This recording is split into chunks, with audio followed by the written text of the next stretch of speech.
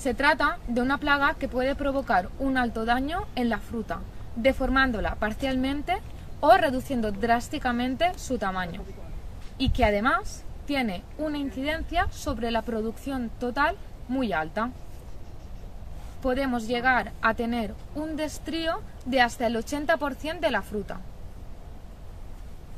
Hay unos detalles sobre su morfología y su biología que podemos conocer para poder diferenciarlo del resto de los cotonets y de esta manera mejorar el manejo de la plaga. Es necesario saber que el cotonet de Sudáfrica se puede diferenciar del Planococcus citri porque no tiene la banda dorsal. Al mismo tiempo, se diferencia del Pseudococcus longispinus porque tiene los filamentos anales muy cortitos. Delotococcus averiae tiene la capacidad de realizar múltiples generaciones durante una campaña. Además, se estima que puede tener una temperatura umbral por debajo de los 7 grados centígrados, aunque todavía no se conoce este dato con exactitud. Además, tiene una fecundación muy eficiente. Las hembras pueden depositar ovisacos con más de 150 huevos. Además, presentan una alta movilidad. Hay un alto porcentaje de las hembras que bajan del suelo y depositan los ovisacos en el suelo. Otro factor que dificulta mucho el control de Delotococcus averiae es su interacción con las hormigas. Las hormigas se encargan de protegerlos frente a la fauna auxiliar y dificulta el control biológico de esta plaga. Además, pueden llegar a pastorear las larvas del cotonet, es decir, las pueden coger y desplazarlas de un lugar hacia nuevas zonas de la planta por donde la densidad de plaga es menor. Recordemos que las hormigas se alimentan de melaza y que secretan los cóccidos y los pseudocóccidos. El control de esta plaga se debe realizar desde un sistema de manejo integrado, en el que no podemos prescindir de ninguna de las herramientas que están a nuestra disposición: control químico, control biológico y técnicas de cultivo. Según lo observado durante estos 5 últimos años, hay que entender que tendremos que convivir con un porcentaje de daño que será inevitable. Intentar buscar el 100% del control puede provocar desequilibrios con otras plagas. En cuanto al control de la plaga, tenemos que considerar que es un ejemplo muy claro de manejo integrado en el que no podemos prescindir de ninguna de las herramientas disponibles. Para ello, y teniendo en cuenta la dificultad que supone dicho control, es importante poder facilitarle herramientas a un técnico que le ayuden a tomar las decisiones.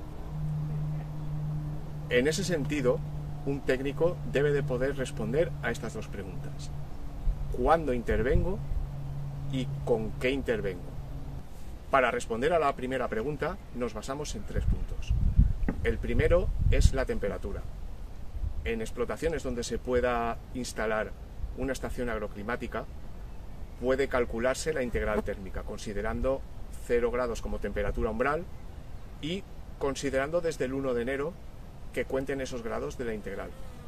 Cuando se llega a los 1600 grados, la plaga inicia una fase de movilidad muy alta. Y esa fase llega hasta los 2000 grados y ese es el rango de temperatura en el que nosotros tendremos que intervenir. El segundo punto es la fenología del cultivo.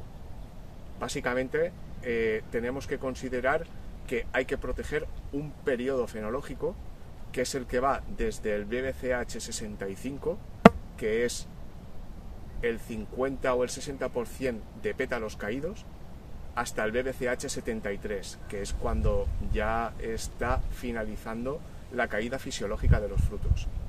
Y el tercer punto sería el control de cartones corrugados. El cartón corrugado al final es un cartón simple que se coloca enrollado en el tronco y nos ayuda a poder establecer de forma cualitativa cuál es el predominio de fases de la plaga que tenemos en un momento determinado en nuestra parcela. Entonces, con una periodicidad que puede ir del orden de 7 a 15 días, vemos cuál es el contenido del cartón y qué fases de la plaga encontramos en su mayoría. Una vez respondida la primera pregunta, pasamos a la segunda, que es el control de la plaga. como decía nuestra compañera Mar, se pretende hacer un manejo integrado con el uso de todas las herramientas posibles. Para ello, en primer lugar, vamos a tener que establecer una fase de control sobre las hormigas en ese periodo que se ha comentado de fenología y temperatura. Ese control de las hormigas se puede realizar con cebos alimenticios o con productos aplicados en espolvoreo directamente a los hormigueros. Hay que tener en cuenta que siempre tienen que estar autorizados en cítricos y hay productos disponibles para ello. Otro punto a considerar con el control es el manejo de las feromonas de atracción y muerte como esta. Son dispositivos que funcionan a muy largo plazo, se cree que su efecto empieza a percibirse a partir del segundo año y que tienen un efecto de control sobre Aonideia aurantii, Planococcus citri y Delotococcus averiae. El tercer punto a considerar en cuanto al control de la plaga es el manejo de los productos fitosanitarios. Y en este sentido sí que es importante hacer relación al vídeo anterior que grabaron nuestras compañeras en el que se hablaba del programa Reto, ya que cualquier producto que se utilice para intentar controlar esta plaga debe de cumplir con los requisitos de registro, tanto en cuanto a la dosis máxima autorizada de producto como el número de aplicaciones que se deben de hacer. Para ello es importante poder establecer un calendario en el que cubramos esos 2 meses aproximadamente que hay entre los 1600 grados de integral térmica y los 2000 grados y el periodo fenológico que está habiendo en ese momento.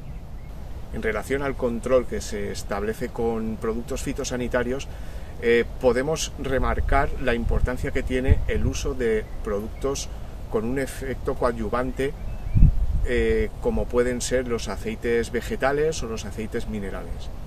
En el control químico es tan importante tener los productos adecuados como el mojado pertinente, además de que cumplan el programa Reto y sobre todo la secuencia de productos que se van a utilizar para poder cubrir el periodo de daño. Y según las características de cada explotación, es importante la intervención de un técnico que ayude a establecer esa secuencia de tratamientos, ya que cada caso tendría un tratamiento casi específico.